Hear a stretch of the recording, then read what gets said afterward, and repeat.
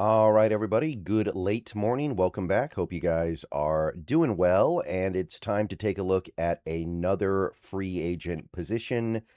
We're doing safety now. We did cornerback yesterday, so safety makes sense today. Not a lot of major positions left at this point. I think we've done a pretty good job looking at the stuff that we as Seahawks fans should, or at the very least, might care about. And safety is one where I don't think this team needs to make a big investment, but it's at least worth considering a solid investment. So I think you guys know what's going on at this position.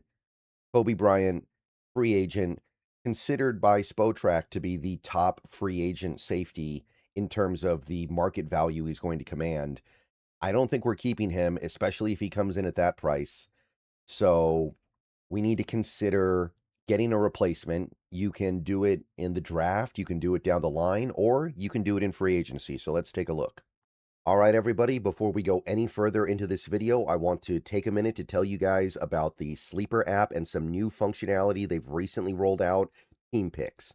With Team Picks, you can pick winners in all kinds of sporting events. Right now, we have NBA basketball, college basketball, NHL hockey is going on, baseball's going to start in a little more than a month, and of course, you have futures in the NFL, even though the games in the NFL are over. Right now, if you look to my left here, you can actually see you can bet on next year's Super Bowl winner. They've got the Seahawks leading the way in those odds, by the way, at 12%. How does that make you feel as a Seahawks fan? But you can bet on MVP, you can bet on draft picks, you can bet on player destinations, all kinds of fun stuff, even though the season is over. So that is Team Picks over on Sleeper. A lot of fun stuff you can do. All right, so one guy that I'm going to skip over in this series, although I am aware of him, is Brian Cook, because the thing is, Kobe Bryant's a good player. He's a really good player. The team just won the Super Bowl with Kobe Bryant. They just had the number one defense in the league with Kobe Bryant. They're not letting Kobe Bryant go because they don't think he's good, right? And we also know that they tried to extend him last offseason before the season started. So it's not like they don't think Kobe's good. The issue is money. They don't want to pay Kobe Bryant what he's likely to make. So I don't think they would then pivot to Brian Cook and give him what will be, I believe, a similar amount of money. You can see that Spotrac has the two basically neck and neck, but beyond just Spotrac, I think Brian Cook is going to command similar money to Kobe Bryant. So it doesn't really make sense to say we're not going to pay Kobe because it's too much. Let's pivot to another safety and give him the same amount of money we wouldn't give Kobe. So going past Brian Cook, let's keep going. So the first guy is Kamren Curl, and this is a guy who could also be out of our price range potentially. I'm not sure. This guy has a pretty positive reputation in the league. He's just about to turn 27, so age is not really a concern for him. He's coming off a nice year with the Rams, was one of their better defenders, was one of their better players. He's been pretty good basically his whole career, though. He was good with Washington, kind of an underrated player. Then he went to the Rams for 2 years. He's been good there. He kind of feels like he goes under the radar, maybe because he doesn't take the ball away a lot. He doesn't make a ton of plays on the ball, but Kamren Curl, I mean, PFF grade this last year was quite good, and you go through his whole career, his PFF grades have always been pretty good. So Cam Curl, nice little player. Um, and obviously taking away from the Rams is not a bad thing because they are the main competition for 2026. Now, there is a price to be paid here, but I think it's a lot less than what Kobe's going to get. Spotrac estimates 4 years, 40.2 million.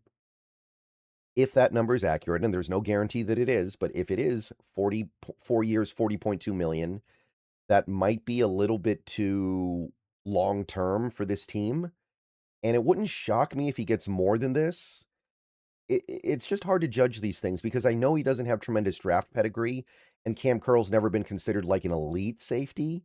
But if you could get him at 10 million a year as opposed to Kobe getting 14 to 15 million a year, I think you're coming out pretty good there because I think Cam Curl isn't a significant downgrade. In fact, he might not even be a noticeable downgrade from a Kobe Bryant. Kobe's probably a little bit better, but the main reason why Kobe's getting more money theoretically is because Kobe is a reigning Super Bowl champion and Cam Curl's not. So you pay a tax on things like that, and maybe you don't have to pay the tax. Maybe Kamren Curl can be a similar level of player for you for $10 million a year, and those savings are significant. Okay, so that's the top guy, I would say, to have this conversation about if you want to kind of go down one tier in the price, but you still want to get somebody who's really good. Another guy would be Jaquan Brisker, and we have gotten word that he is going to become a free agent. The Bears don't think they're going to be able to keep him. Also about to turn 27, by the way, so coming into his prime. Former second-round pick, 4 years with the Bears. It's worth noting that 2025 was his first full year, but the first 2 years he played 15 games each, so that's not bad. I'm not alarmed by that. So Jaquan Brisker, solid player, effective, kind of a utility player, kind of does all different kinds of stuff for that Bears defense.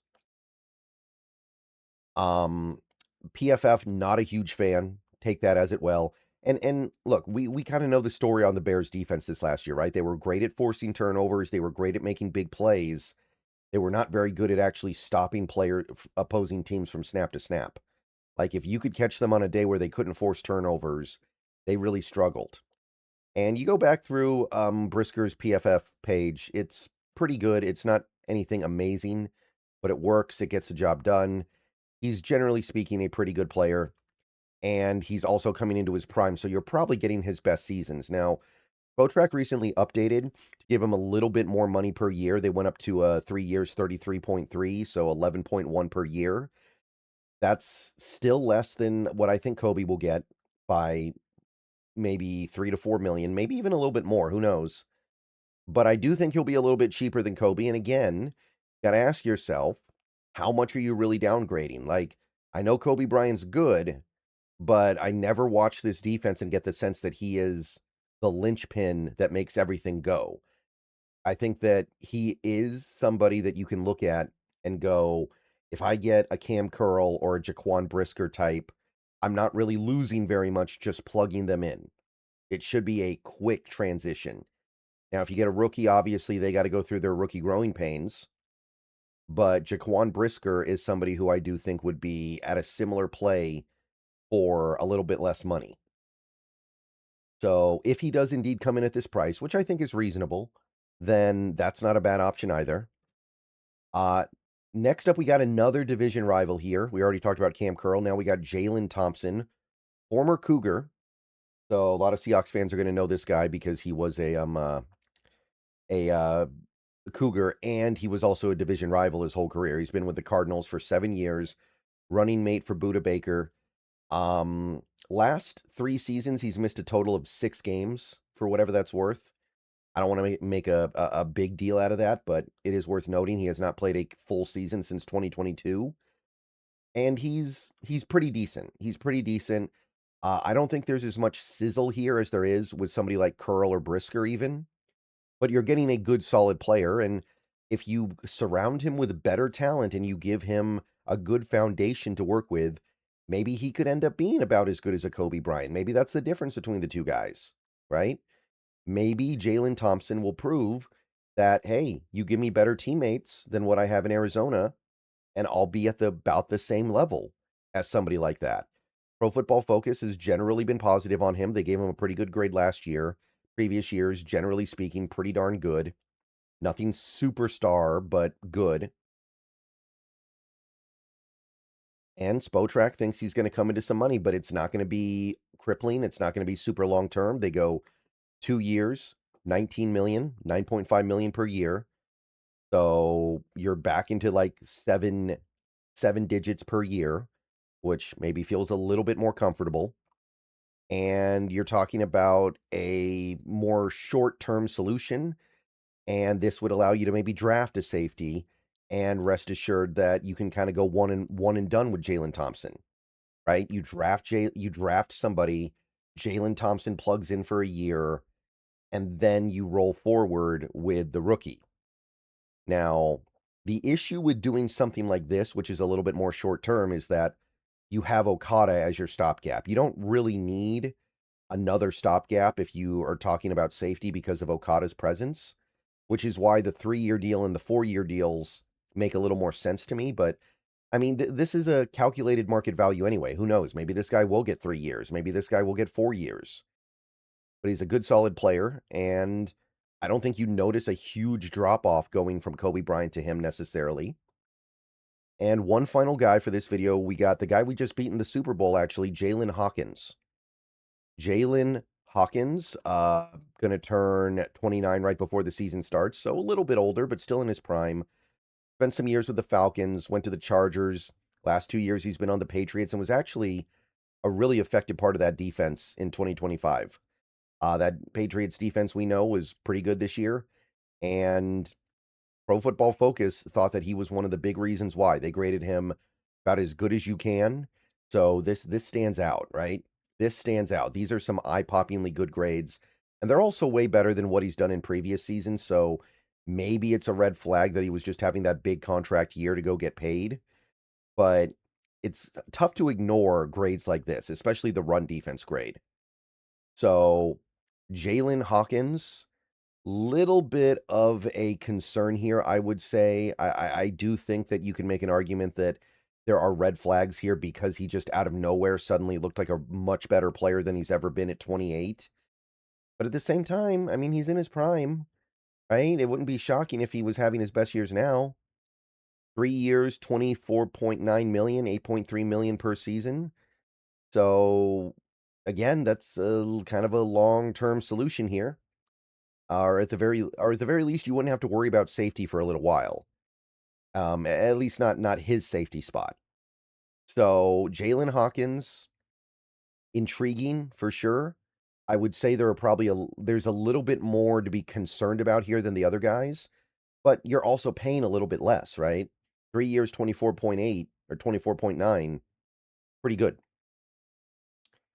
All right, so those are the top safeties that I would look at in free agency. These are the quality starters. Let me know what you guys think of this crew. I'll see you guys later. Go Hawks. More safety videos coming soon.